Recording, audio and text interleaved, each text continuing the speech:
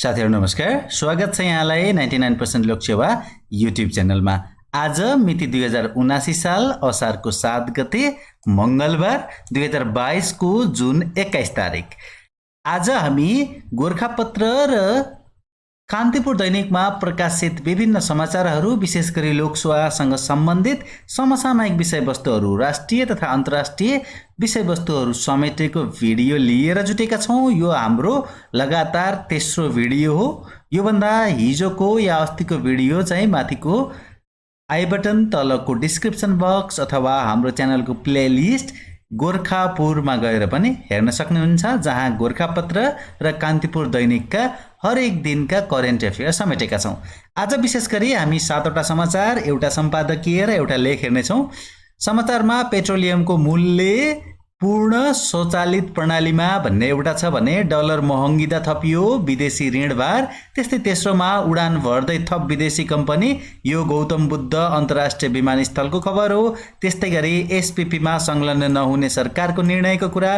त्यस्तै एन्फामा पंकजको उदय, एन्फामा अध्यक्ष पंकज भएको कुरा। त्यस्तै फ्रान्सका राष्ट्रपति माक्रोनले गुमाए संसदमा बहुमत र खेलकुद सम्बन्धी एससीसी महिला क्रिकेट टी20 मा नेपाल सेमिफाइनलमा गएको खबरसँगै सम्पादकीयमा कान्तिपुर दैनिकबाट लिएको शून्य लागतलाई कार्यान्वयन गर भन्ने मलेसियामा शून्य लागतमा वैदेशिक कामदार पठाउने सम्झौतालाई कार्यान्वयन गर्ने कुरा र मानवताका लागि योग भन्ने दीपक कुमार अधिकारीद्वारा आजको गोरखापत्रमा प्रकाशित लेख समग्रमा प्रस्तुत गर्नेछौं। सुरु गरौं सबैभन्दा पहिला पेट्रोलियमको मूल्य पूर्ण स्वचालित प्रणालीमा भन्ने न्यूजबाट। पेट्रोलियम पदार्थमा स्वचालित मूल्य प्रणाली पूर्ण रूपमा लागू हुने भएको छ। नेपाल आयल निगमले आगामी साउनदेखि डिजेल र पेट्रोलमा पूर्ण रूपमा स्वचालित मूल्य प्रणाली लागू गर्ने भएको हो। स्वचालित मूल्य प्रणाली लागू हुँदा अन्तर्राष्ट्रिय बजारमा मूल्य बढ्दा बढ्ने र घट्दा घट्ने हुन्छ। सरकारको आगामी आर्थिक वर्ष 2079-80 को नीति तथा कार्यक्रममा समेत स्वचालित मूल्य प्रणाली लागू गर्ने उल्लेख छ। सोही अनुरूप स्वचालित मूल्य प्रणाली पूर्ण रूपमा कार्यान्वयन गर्न लागिएको हो। यसअघि विक्रमसम्वत 2071 र असोजको 24 गतेदेखि पेट्रोलियम पदार्थमा स्वचालित मूल्य प्रणाली लागू गरिए पनि प्रभावकारी कार्यान्वयनमा आउन सकेको थिएन। उद्योग वाणिज्य तथा आपूर्ति मन्त्रालयका सचिव डाक्टर गणेश प्रसाद पाण्डेले पेट्रोलियम पदार्थको आपूर्ति व्यवस्था सहज गर्न मूल्य बढाउनु पर्ने सरकारको बाध्यता रहेको बताउनुभयो। आपूर्ति व्यवस्था सहज पार्नु र मूल्य समायोजन गर्नु सरकारको कर्तव्य रहेको बताउँदै उहाँले भन्नुभयो, त्यसैले अब पेट्रोलियम पदार्थमा पूर्ण रूपमा स्वचालित मूल्य प्रणालीमा जान्छौं। अन्तर्राष्ट्रिय बजारमा मूल्य बढ्दा बढ्छ र घट्दा पनि तत्काल घटाउँछौं भन्ने यो पहिलो समाचार। त्यसैगरी दोस्रो न्यूज छ डलर महँगिँदा थपियो विदेशी ऋणभार भन्ने। अमेरिकी डलरको विनिमय दर निरन्तर बढिरहँदा नेपालले तिर्नुपर्ने बाहिर ऋणमा 19 अर्ब 37 करोड रुपियाँले दायित्व थपिएको छ। नेपालले बाह्य ऋण बापतको सावा ब्याज डलरमै भुक्तानी गर्नुपर्ने भएकाले डलरको भाव बढ्दा त्यसको असर ऋण भुक्तानीमा पनि देखिएको हो। सार्वजनिक ऋण व्यवस्थापन कार्यालयका अनुसार चालु आर्थिक वर्षको तेस्रो त्रैमासिक माघदेखि चैतमा मात्रै नेपालले भुक्तानी गर्नुपर्ने ऋणको भार 19 अर्ब 37 करोड रुपियाँले बढ्ने भएको हो। सो कार्यालयका अनुसार माघदेखि चैतसम्मको अवधिमा मात्रै नेपालले 1 अर्ब 22 करोड 18 लाख डलर बाह्य ऋण लिएको छ। समीक्षा अवधिमा माघ 1 गतेको अमेरिकी डलरको भाउ चैत 30 गतेसम्म पुग्दा प्रति डलर 3 रुपियाँ 17 पैसाले बढेको छ। माघ 1 गते 1 डलरको विनिमय दर 118 रुपियाँ 95 पैसा रहेकोमा चैत 30 गते 122 रुपियाँ 12 पैसा पुगेको छ। कार्यालयका अनुसार पुस मसान्तमा नेपालले 12 अर्ब 21 करोड रुपियाँ बाह्य ऋण लिएकोमा 19 अर्ब 37 करोड रुपियाँको विनिमय घाटा समेत बेहोरेर 31 अर्ब 58 करोड रुपियाँ पुगेको छ। त्यसमा नेपालले 4 अर्ब 12 करोड रुपियाँ ऋण भुक्तानी गरेकाले समीक्षा अवधिको खुद ऋण 27 अर्ब 46 करोड रुपियाँ पुगेको कार्यालयको तथ्याङ्कले देखाउँछ। डलरको भाउ घटबड भइरहने हुनाले यस्तो घाटा पनि तलमाथि भइरहने कार्यालयका प्रमुख मुक्ति प्रसाद पाण्डेले बताउनुभयो। यो वास्तविक घाटा नभए पनि विनिमय दरमा हुने घटबडले हाम्रो ऋण भुक्तानीमा कस्तो असर पर्छ भन्ने विश्लेषण हो उहाँले भन्नुभयो। छोटो समयमै अमेरिकी डलरको नेपाली रुपियाँसँगैको विनिमय दर धेरै बढ्दा बाह्य ऋण भुक्तानीमा नेपालले थप दायित्व बेहोर्नुपर्ने अवस्था सिर्जना भएको हो। चैतदेखि पनि अमेरिकी डलरको विनिमय दर बढेर 125 रुपियाँसम्म पुगेकाले बाहिरी ऋण भुक्तानीको भार अझ बढ्ने देखिन्छ।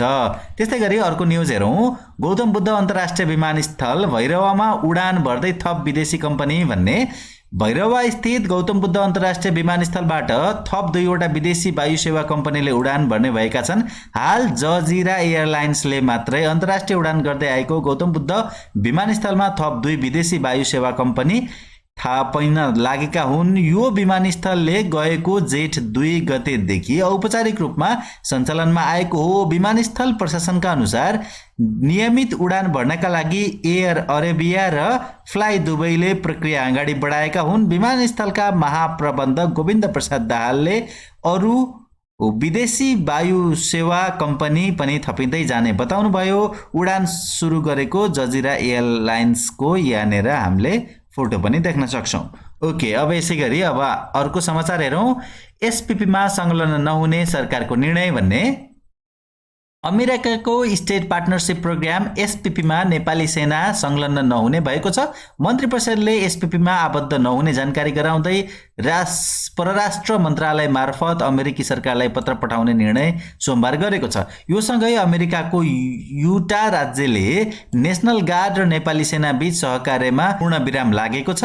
गृहमन्त्री बालकृष्ण खाँडले एसपीपी सम्बन्धी विषयलाई आपसी सहकार्य नगर्ने गरी टुङ्ग्याइएको र त्यसबारे परराष्ट्र मन्त्रालयले अमेरिकी सरकारलाई पत्र मार्फत औपचारिक जानकारी दिने बताए। मन्त्री परिषदको निर्णय आएको छैन, निर्णय हेरेर पत्रचार गर्छौं, परराष्ट्र मन्त्रालयका एक अधिकारीले भने। सोमबारकै मन्त्री परिषद बैठकमा विदेशी मुलुकसँगको सबै कूटनीतिक पत्रचार परराष्ट्र मन्त्रालय मार्फत मात्रै गर्ने निर्णय पनि भएको छ।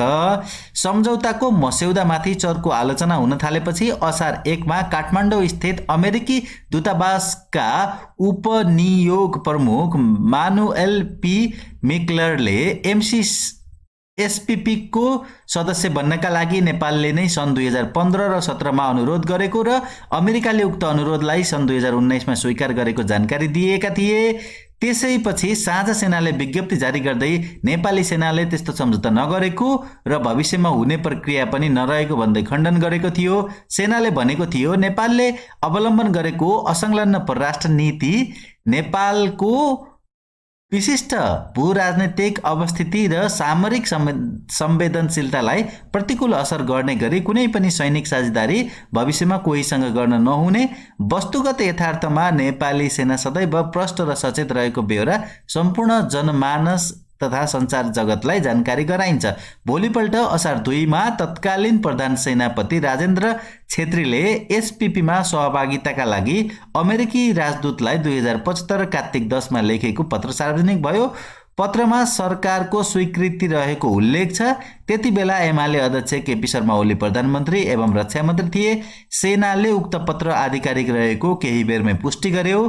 त्यही दिन अमेरिकी दूतावासका उपप्रमुख मिक्लर द्वारा एसपीपी बारे फेरि प्रतिक्रिया दिँदै उक्त कार्यक्रममा सहभागी हुन नचाहे नेपालले पत्र मार्फत रद्द गर्न सक्ने समेत जानकारी दिए। त्यसैगरी अर्को समाचार छ। एन्फामा पंकजको उदय भनेर नेपाली फुटबलको राजनीतिमा अनुकूल र प्रतिकूल दुवै परिस्थितिमा झण्डै 2 दशकदेखि कर्मा छिरिङ शेर्पालाई साथ दिएका पंकज विक्रम नेमाङ उनैलाई पराजित पार्दै सोमबार अखिल नेपाल फुटबल संघ एन्फाको अध्यक्षमा निर्वाचित भएका छन्। पंकज विक्रम नेमाङ अन्तर्राष्ट्रिय फुटबल महासंघ फिफाले भ्रष्टाचारको अभियोगमा प्रतिबन्ध लगाएपछि नेपाली फुटबलमा गणेश थापाको 22 वर्ष युगमा पूर्ण विराम लगाउँदै 2074 वैशाख 22 गते शेर्पा एन्फा अध्यक्षमा चुनिएका थिए। त्यसबेला सर्वाधिक मतसहित नेमाङ उपाध्यक्ष निर्वाचित भएका थिए। तर शेर्पाले नेमाङलाई 1 वर्षपछि मात्रै वरिष्ठ उपाध्यक्ष बनाएका थिए। शेर्पाले 4 उपाध्यक्षलाई आफू अनुकूल कार्यवाहक अध्यक्षको जिम्मेवारी दिएपछि उनले नेमाङसँग सम्बन्ध चिसिएको थियो। त्यही चिसोपन तिक्ततामा परिणत हुँदै यो निर्वाचनमा एकअर्का विरुद्ध प्रतिस्पर्धा गर्ने अवस्थामा आइपुगेको हो, जसमा नेमवाङले कुल 84 भोटमा 45 मा 39 मतले बाजी मारे। 4 वर्ष कार्यकाल रहेको कार्यसमितिमा पनि वरिष्ठ उपाध्यक्ष वीरबहादुर खड्का 3 उपाध्यक्ष सहित उनकै पक्षको बाहुल्यता रह्यो। सदस्य पदको विजेता राति अबेरसम्म पनि नतिजा निस्किएको थिएन भन्ने कुरा सहित यहाँनिर निर्वाचित पदाधिकारी हेरौँ। एन्फामा अध्यक्षमा पङ्कज विक्रम नेमवाङले 45 मत लिएका छन्।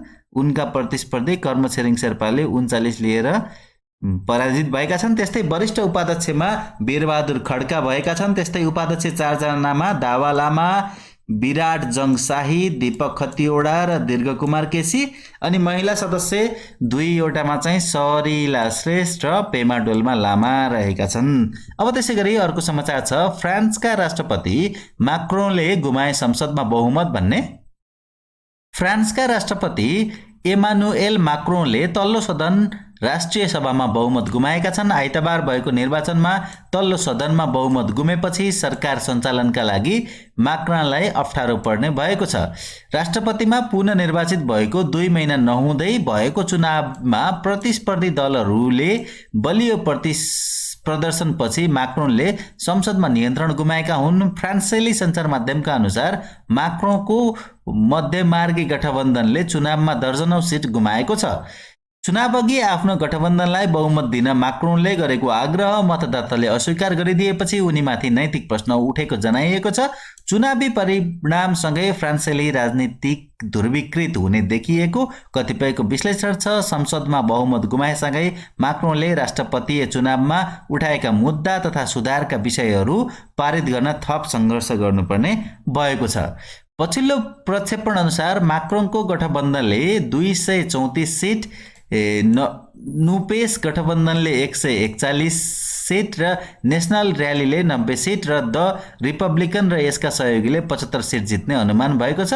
माक्रोनले संसदमा स्पष्ट बहुमत कायम राख्नको लागि 289 सिट आवश्यक पर्दछ, जबकि उनको जम्मा सिट 234 सिट पुग्ने अनुमान गरिएको छ।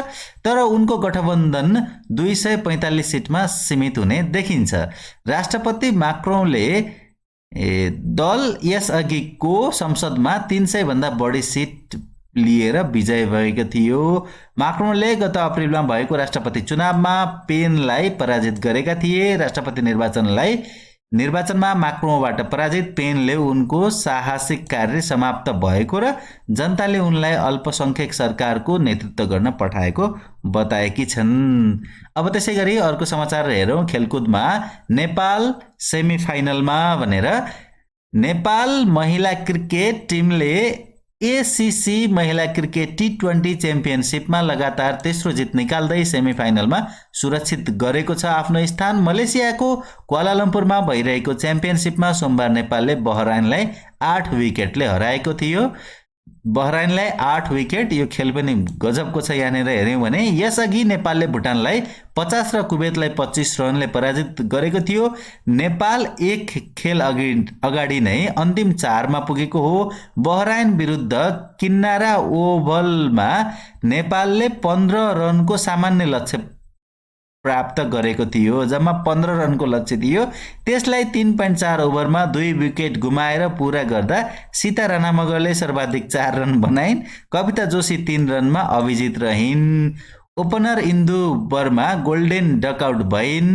रुबिना छेत्रीले 8 बल खेल्दा कुनै पनि रन बटुल्न सकेनन्। सीताले 3 बलमा 1 चौका प्रहार गरिन् भने कविताले 10 बल खेलिन्। नेपालले 8 अतिरिक्त रन पायो भनेर यो खेल समाचार। अब त्यसै गरी शून्य लागतलाई कार्यान्वयन गर भन्ने सम्पादकीय कान्तिपुर दैनिकमा छापिएको सम्पादकीय हेर्दैछौँ। अन्तर्राष्ट्रिय श्रम सङ्गठन ILO को मापदण्डलाई टेकेर नेपाल र मलेसिया बीच शून्य लागतमा कामदार भर्ना गर्ने गरी श्रम सम्झौता भएको 4.5 वर्ष भइसक्यो। सम्झौता अनुसार कामदार मलेसिया उड्दा भिजा र टिकट बापतको खर्च मात्र होइन, भिजा लगाउने प्रक्रिया बापतको सबै रकमदेखि मेन पावर कम्पनीलाई बुझाउनु पर्ने सेवा सम्म रोजगारदाताकै दायित्वभित्र पर्छ। तर विडम्बना त्यसबेला दुवै देशले ऐतिहासिक नमुना मानेको यो सम्झौता व्यवहारमा हुबहु लागू हुन अझै सकेको छैन।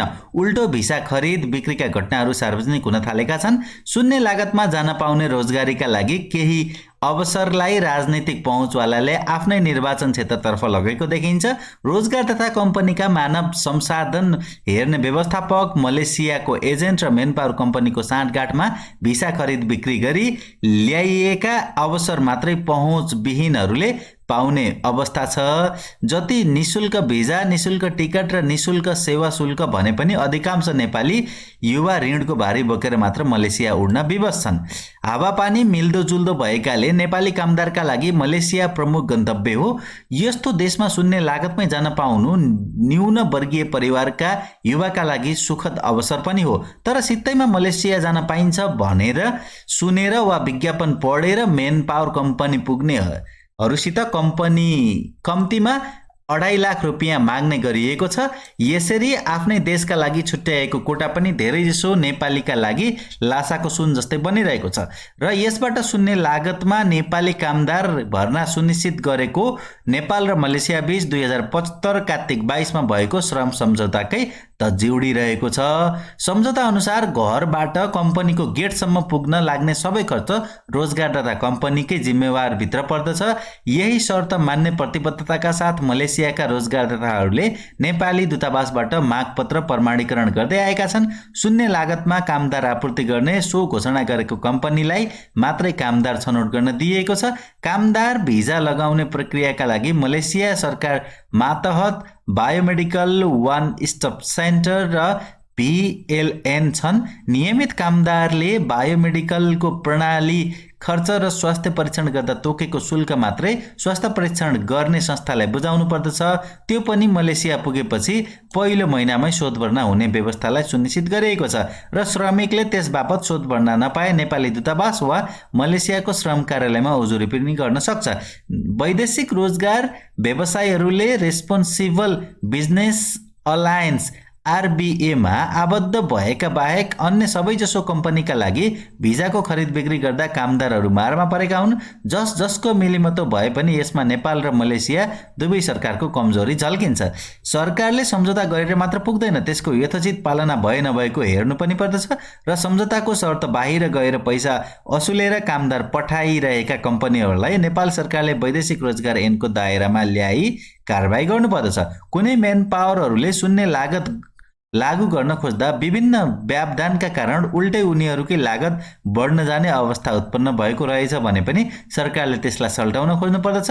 यसका साथै भिसाका लागि मलेसियामै बढाबढ हुने जुन विकृति छ त्यसको अन्त्य गरिनु पर्दछ। मेन पावरहरूले नै कोटा हत्याउन बढाबढमा पैसा तिर्नुपर्ने भएपछि स्वाभाविक रूपमा कामदारहरू ठगिन पुगेका छन्। यस्तै दुरअवस्था लम्बिनु हुँदैन। यो विधिमा सुधार ल्याउन र शून्य लागतलाई व्यावहारिक रूपमा लागू गर्न सरकारले उजुरी सुन्ने र त्यस विरुद्ध प्रतिकार गर्ने संयन्त्रलाई चुस्त बनाउनु पर्दछ। उजुरी गर्दा कतै मलेसिया जाने अवसरबाटै वञ्चित भइन्छ कि भन्ने भएका कारण बरु ऋण गरेर भए पनि पैसा तिर्छु भन्ने मनस्थितिमा कामदारहरू देखिन्छन्। त्यसैले सरकारले उजुरी गर्नेहरूको मलेसिया रोजगारी नखोसिने सुनिश्चित गरेर समस्याको समाधान खोज्नतर्फ लाग्नुपर्दछ। नेपाल मात्र नभएर यो समस्याका निमित्त मलेसिया सरकार पनि उत्तिकै चिन्तित र उत्तरदायी हुनुपर्दछ। आफ्नो देशका कम्पनी तथा एजेन्टहरूको बदमाशीका कारण द्विपक्षीय सम्झौताको खिल्ली उड्दा स्वयं मलेसियामाथि पनि प्रश्न उठिरहेको तथ्यलाई हृदयङ्गम गर्दै यसले शून्य लागत नीतिलाई कार्यान्वयन गर्न आफ्नो तर्फबाट उचित भूमिका खेल्नुपर्दछ। खास गरी मलेसिया सरकारले भिसा खरिद बिक्रीमा त्यहाँको कम्पनी नै दोषी छ कि मानव संसाधन हेर्ने व्यवस्थापक मात्रै भन्ने बारे पहिल्याउनु पर्दछ र यस्ता व्यवस्थापक मलेसियाका एजेन्ट र मेनपावर कम्पनी बीच भइरहेको धन्दा जालो तोडिनु पर्दछ। सम्झौताको यथोचित कार्यान्वयनका लागि सर्वप्रथम कामदारलाई नियुक्त दिने मलेसियाले कम्पनीबाटै दबाब दिने वातावरण बनाउनु पर्दछ। सो कार्य गर्ने दायित्व स्वाभाविक रूपमा मलेसिया सरकारको हो। यसका लागि नेपाल सरकारले उसलाई गजगच्याउनु पर्दछ। श्रम सम्झौतालाई हुबहु कार्यान्वयन गर्न दुवै देशले यसका एक समस्या पहिचान गरी तिनलाई सुल्झाउने उपाय खोज्नु पर्दछ। दुई देशबीचको संयुक्त प्राविधिक समिति बैठकले यसका निमित्त विशेष पहल गर्नुपर्दछ। दुई देशका सरकारका बीचमा भएको सम्झौता केवल कागजको खोस्टो होइन, एउटा ठोस प्रतिबद्धता पत्र हो। यसलाई हुबहु कार्यान्वयन गरेर र गराएर दुवै देशका सरकारले यसको साख राख्न सक्नुपर्दछ, नत्र सम्झौता गर्नु र नगर्नुको कुनै अर्थ रहँदैन भनेर आजको कान्तिपुर दैनिकमा छापिएको। अब त्यसैगरी दीपक कुमार अधिकारीद्वारा लेखिएको आजको गोरखापत्रमा प्रकाशित मानवताका लागि योग भन्ने लेख सरस्वती हेरौँ। आज जुन 21 8औं अन्तर्राष्ट्रिय योग दिवस। नेपाल सरकारले विगतमा चाहिँ यस वर्ष पनि अन्तर्राष्ट्रिय योग दिवस विशेष महत्त्वका साथ मनाउँदैछ। सम्माननीय प्रधानमन्त्री शेरबहादुर देउवाले योग तथा ध्यानको कार्यक्रम र 8औं अन्तर्राष्ट्रिय योग दिवसको उद्घाटन गर्नुहुनेछ। छिमेकी मुलुक भारतका प्रधानमन्त्री नरेन्द्र मोदीले जुन 21लाई अन्तर्राष्ट्रिय योग दिवसका रूपमा मनाउन संयुक्त राष्ट्र सङ्घको महासभामा राख्नुभएको प्रस्ताव राष्ट्रसङ्घका 193 सदस्य राष्ट्रमध्ये 177 सदस्य राष्ट्रले अनुमोदन गरे। प्रस्ताव अनुमोदन भए पश्चात सन् 2015 देखि प्रत्येक वर्ष 21 जुनलाई अन्तर्राष्ट्रिय योग दिवस घोषणा गरी अधिकांश सदस्य राष्ट्रले मनाउँदै आएका छन्। 8औं राष्ट्रिय योग दिवसको नारा मानवताका लागि योग तय गरिएको छ। आजको विश्वमा योग कुनै लिङ्ग, जात, धर्म, रङ, भाषा, सम्प्रदाय, गुट, पन्थ र एउटा निश्चित भूगोलको परिधिभित्र मात्रै सीमित नभई आकाश जस्तै अनन्तसम्म फैलिन पुगेको छ। योग संयुक्त राष्ट्र सङ्घ जस्तै विश्व समुदायको साझा चौतारी हुन पुगेको छ। राष्ट्रसङ्घले पनि यस वर्षको अन्तर्राष्ट्रिय योग दिवस विविध कार्यक्रमसहित मनाउँदैछ। नेपाल हिमवत खण्ड, शिव पार्वती क्रीडा तथा दिव्य साधना स्थल, सप्तऋषिको तपोभूमि तथा आदिदेव शिवबाट पाएको योग शिक्षाको हजारौं वर्ष साधना गरेको पवित्र भूमि हो। त्यसैले त नेपाललाई सबैभन्दा पहिला योग प्रादुर्भाव भएको पवित्र स्थल मानिन्छ।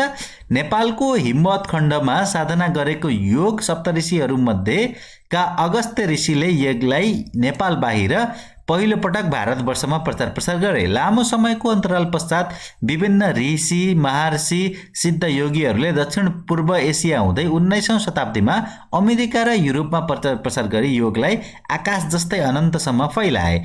विश्वका 3 करोडभन्दा बढी मानिसले दैनिक योग साधना गर्दछन्।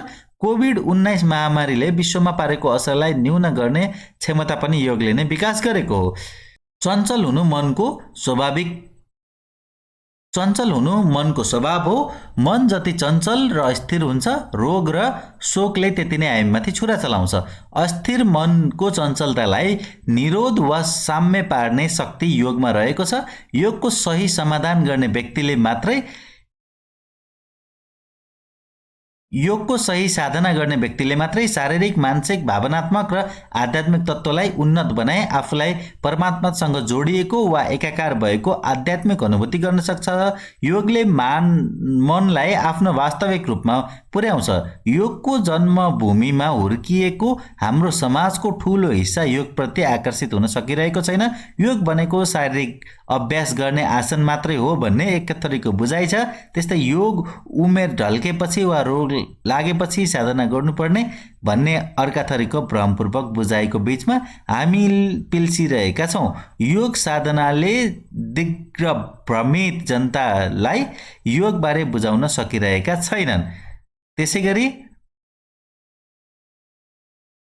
साधारण मानिसले योगलाई संख्याको जोडको योगफल भनेर बुझ्दछन्। त्यस्तै योग साधनाको सामान्य जिज्ञासा राख्ने मानिसले योगलाई आफूभित्र भएको जीवात्मा र परमात्माको मिलन गराउने एउटा विधि भन्ने बुझ्छ। आधुनिक योगका व्याख्याकार महर्षि पतञ्जलि हुन्। उनले दिएको योगको परिभाषालाई विश्लेषण गर्ने हो भने मनुष्यभित्र भएको अस्थिर मनलाई स्थिर बनाउँछ। योगको साधनामा लाग्ने अधिकांश योग साधकले महर्षि पतञ्जलिको योगको परिभाषालाई आत्मसात गरेका छन्। कारण योग त्यस्तो अनन्त आध्यात्मिक यात्रा हो जसले निर्बलताबाट सबलतातर्फ, निराशाबाट आशातर्फ, नकारात्मकताबाट सकारात्मकतर्फ, अज्ञानताबाट ज्ञानतर्फ, जडबाट चेतनातर्फ, प्रत्यक्षबाट परोक्षतर्फ जीवनबाट ब्रह्मतर्फ जीवनलाई डोर्याउँछ। ब्रह्मलीन हुन हामीले अष्टाङ्ग योगको विधिलाई पालना गर्नुपर्दछ। यम, नियम, आसन, प्राणायाम, प्रत्याहार, धारणा, ध्यान र समाधि अष्टाङ्ग योगका अङ्गहरू हुन्। यम र नियमको सही पालनाले मात्र पनि एउटा व्यक्ति 20 वटा मानवीय गुणको विकास हुन सक्छ। एउटा व्यक्ति परिवर्तन भएमा त्यसले आफ्नो परिवार, समाज, राष्ट्र र विश्वमा सकारात्मक परिवर्तन ल्याउन सक्दछ। प्रकृतिको दोहोर रोकिन सक्दछ। कृत्रिम खानाले निम्त्याउने विभिन्न किसिमका शारीरिक एवं मानसिक समस्याबाट विश्व समुदायलाई उन्मुक्त दिन सक्दछ। समाजमा झाँगिएको जाल, जेल, व्यभिचारी र मलिन वासनामा कमी आउनेछ। अन्तत आकाश जस्तै फैलिएको योगको समय, साधना र दृष्टिकोण फरक भए पनि मूल तत्त्व एउटै हो। मन्त्र योग, हठ योग, लय योग, अष्टाङ्ग योग, दान योग, तन्त्र योग, क्रिया योग र ध्यान योग गरी यसका 8वटा स्वरूप रहेका छन्। हामी योग साधकले हाम्रो समाजलाई योग साधना, मनोरञ्जन र शारीरिक व्यायाम नभई चरित्र निर्माणको मूल स्रोत हो भन्ने बुझाउन नसक्दा हाम्रो समाजलाई सामाजिक, राजनैतिक र आर्थिक विचलनको कालो बादलले ढाकेको छ। भोलिका दिनमा योग जन्मेको देशको नागरिकले योग सिक्न अन्यत्र पलायन हुनुपर्ने स्थिति हाम्रो सङ्घारमा आइरहेको छ। त्यसलाई अन्त्य गर्न विश्व शान्ति तथा अध्यात्म विज्ञान समाज, विश्व शान्ति धाम अस्ट्रेलिया कालो बादलमा सेतो चाँदीको घेराको रूपमा 2020बाट हाम्रो क्षितिजमा देखा परेको छ। नेपालमा GSPSS नामक एउटा संस्था छ। यसले सन् 2025 सम्म नेपालभित्र 5000 भन्दा बढी अन्तर्राष्ट्रिय योग शिक्षक उत्पादन गरी नेपाललाई योग गुरु देश बनाउने अभियान थालनी गरेको छ। छिमेकी मुलुक भारतमा 2 लाख अनि संयुक्त राज्य अमेरिकामा 1 लाख र बेलायतमा 10,000 योग शिक्षक रहेको तथ्याङ्क रहेको छ। यस संस्थाले 200 देखि 1500 घण्टासम्मको निशुल्क अनलाइन तालिम दिइरहेको छ, जबकि अमेरिका लगायत युरोपका देशमा 1 घण्टाको योग कक्षा लिनलाई 40 देखि 100 US डलर शुल्क लाग्दछ। त्यस्तै दक्षिण पूर्वी राष्ट्रमा सालाखाला 15 US डलर तिर्नुपर्ने योग अलायन्सको तथ्याङ्कले देखाइरहेको छ। नेपालबाट रोजगारीका लागि विदेशी नै योजना बनाइरहेका त्यो जनशक्तिलाई निशुल्क योग तालिम लिई दीक्षित बनाउन सकिन्छ, जसले गुरुको सम्मान र शुद्ध वासना सहितको अर्थोपार्जन गर्ने बलियो माध्यम बनाउनेछ। आफ्नै घरका कोठालाई तालिम केन्द्र र गुरुकुल बनाई दक्ष योग शिक्षक बनौ। GSPSS को नेपाललाई गुरु देश बनाउने अभियानमा आजबाट हामी सबै एकजुट बनौँ, किनकि यो समयको माग हो। कुनै पनि राष्ट्रको आफ्नो जनसङ्ख्याको 0.0035% अन्तर्राष्ट्रिय मान्यता प्राप्त योग शिक्षक भएमा त्यस देशले योग गुरुको देशको मान्यता पाउने संयुक्त राष्ट्र सङ्घको प्रावधान भएकाले हामी सन् 2025 सम्म त्यो लक्ष्य सहजै प्राप्त गर्न सक्छौँ। योग गुरुको मान्यता पाएपछि नेपालको पर्यटन उद्योगको समेत विकास हुनेछ। योग र ध्यानको नेपाल अन्तिम गन्तव्य स्थल बनाई छिमेकी मुलुक चीन, अमेरिका, बेलायत, क्यानाडा, नेदरल्यान्ड, जापान, दक्षिण कोरिया, युरोप लगायत अन्य देशबाट ठूलो संख्यामा पर्यटक भित्राउन सकिनेछ।